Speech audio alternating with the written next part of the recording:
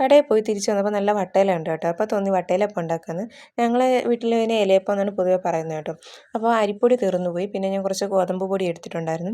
അപ്പോൾ റേഷൻ കടയിൽ നിന്ന് കിട്ടിയ മാവായിരുന്നു കേട്ടോ. അതിലേക്ക് കുറച്ച് ഉപ്പും ആവശ്യത്തിന് ഏലക്കയൊക്കെ ഇട്ട് നന്നായിട്ട് കുഴച്ചെടുത്തിട്ടുണ്ട്.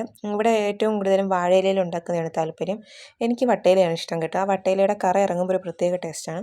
അപ്പോൾ അത് കഴിഞ്ഞ് കുറച്ച് നാളികേരമൊക്കെ തിരുമ്മിയതിലേക്ക് ശകലം ശർക്കരയൊക്കെ ചതച്ചിട്ട് നന്നായിട്ട് മിക്സ് ചെയ്ത് വെച്ചു.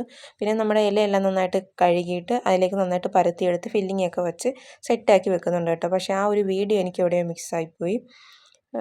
അപ്പോൾ ഞാനിത് നന്നായിട്ട് പരത്തി അതിൽ ഫില്ലിംഗ് ഒക്കെ വെച്ചു. പിന്നെ നമ്മുടെ തെരളിയിലപ്പം ഉണ്ടാക്കി കേട്ടോ. കുറച്ച് ഞാൻ അതും ഉണ്ടാക്കി. അങ്ങനെ നമ്മുടെ ഇലയപ്പവും തെരളിയിലപ്പം റെഡി ആയിട്ടുണ്ട്. അൺബോക്സ് ചെയ്യാൻ ചിന്നുവിനാണ് ഏർപ്പാടാക്കിയത് കേട്ടോ. അപ്പോൾ നല്ല ചൂടുണ്ടായിരുന്നു, അടുപ്പത്തുനിന്ന് എടുത്തതേ ഉള്ളായിരുന്നു കേട്ടോ. അപ്പോൾ ഇതൊന്ന് പൊട്ടിച്ച് കാണിക്കുകയാണ്. അടിപൊളി ടേസ്റ്റ് ആയിരുന്നു കേട്ടോ. അപ്പോൾ അവളെ കൈ പൊള്ളിയതുകൊണ്ട് ആളത് അവിടെ വെച്ചിട്ട് പെട്ടെന്ന് കൈ കഴുകാൻ പോയി. അപ്പോൾ നമ്മുടെ വീഡിയോ ഇഷ്ടമായി ഒന്ന് ലൈക്ക് ചെയ്ത് കമൻറ്റ് ചെയ്യണേ. വേറൊരു വീഡിയോ കാണാം. ടാറ്റാ.